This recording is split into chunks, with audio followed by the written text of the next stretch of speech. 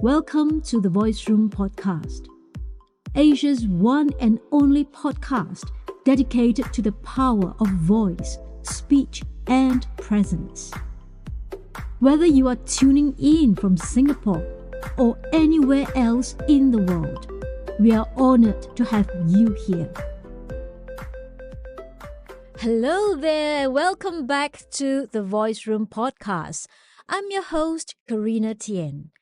Today, we are diving into one of the most emotionally charged, high-stakes communication moments in our careers. That is, asking for a raise or promotion. Now, let me start with this. This is not about being entitled, but it is about being empowered. Because here is the truth. Most people wait too long, say too little, and hope someone will magically notice their value. But hope is not a strategy. So if you have ever wondered, how do I bring it up without sounding pushy? Or what if they say no? Or even, what if I messed it up and ruined my credibility? This episode is for you. We are going to walk through the how, step by step, with grace, with strategy, and with the voice of someone who knows their worth. Well, I know, asking for more, such as money, responsibility, recognition, this is hard. You fear rejection. You fear being seen as difficult. You fear of ruining the relationship with your boss. But I just want to flip that. What if asking for what you earn is actually a sign of respect for yourself and for the work you have put in? Research by Linda Babcock at Carnegie Mellon University found that men are 4 times more likely to negotiate salary than women. And when women do negotiate, they often ask for less. So we are not just talking about communication, we are talking about equity, mindset, and leadership. Now, before you ask for anything, you need clarity and data. This is where preparation is everything. Ask yourself, what measurable value have I brought to the team in the last 6 to 12 months? Have I taken on responsibilities outside of my original scope? What have I achieved that align with the company's goal and revenue? Use specific numbers if possible. Instead of, I've been working really hard, say, in quarter 1, I led the design team and the project has increased engagement by 40%. Facts speak louder than feelings. What about timing? The best time to ask for a raise is not in the middle of a crisis or when your boss is running between meetings.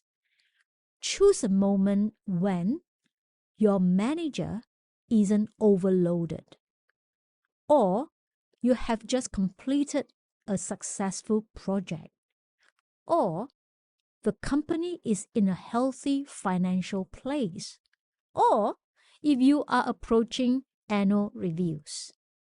Now here is a bonus tip. If you can, plant the seed a few weeks in advance. Try saying, I would love to schedule a time to talk about my growth path and how I can continue to contribute to the team. Could we set up a conversation in the next 2 weeks? This primes the conversation and gives your boss space to consider the ask. Here is a simple structure to follow when the moment comes. Number 1, start with gratitude and context. Number 2, present your contributions and growth. Number 3, state the request with confidence. Number 4, invite collaboration. Let's put it into a sample script. I really appreciate the opportunities I've had this past year, especially leading the new onboarding process and supporting the client retention strategy. Since joining, I've taken on additional responsibilities, helped improve efficiency in our workflow systems, and have consistently met or exceeded performance goals. And based on my contribution and market research, I would like to discuss a promotion that reflects the value I bring to the team. I would love to explore what that looks like together. What do you think? Once you make the ask, stop talking. This is one of the most powerful communication moments, and yet is where most people panic and start backpedaling. Silence feels awkward, but it shows confidence. Let the other person respond, even if it's uncomfortable. Well, especially if it's uncomfortable. Next, you have to prepare for the pushback. You might hear your boss say, "We don't have the budget right now." Or, "Let's revisit in 6 months." Don't take it as rejection. See it as information. Your response can be, "I understand. Can we map out what success would look like for me to reach that next level and revisit this conversation with clear goals?" You've just shown resilience, maturity, and commitment. All the leadership traits. So what if they say yes? Of course, celebrate, but also get the details in writing.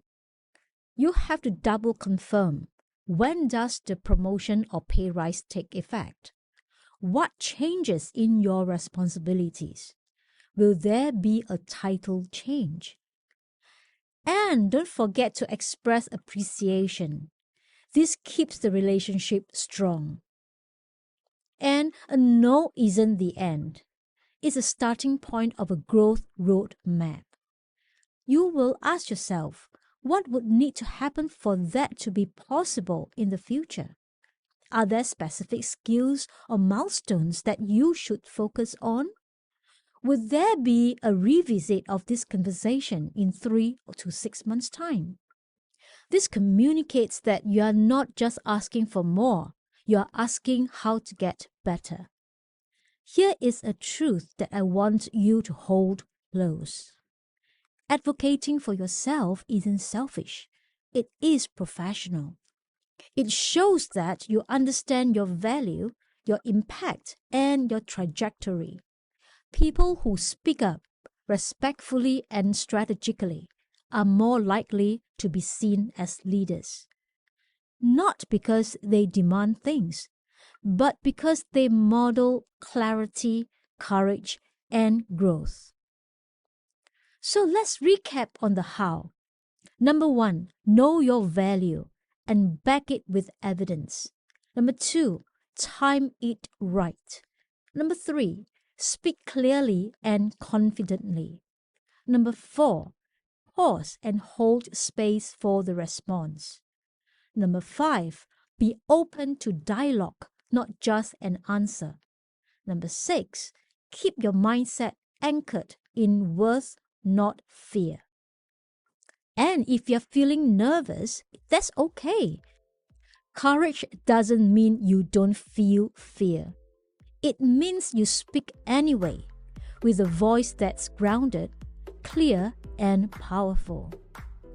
Thank you so much for joining me today at the Voice Room podcast.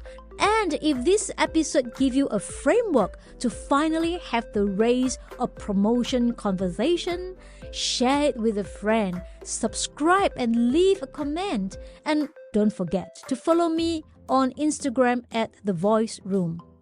I'm so excited to see all of you in the next episode.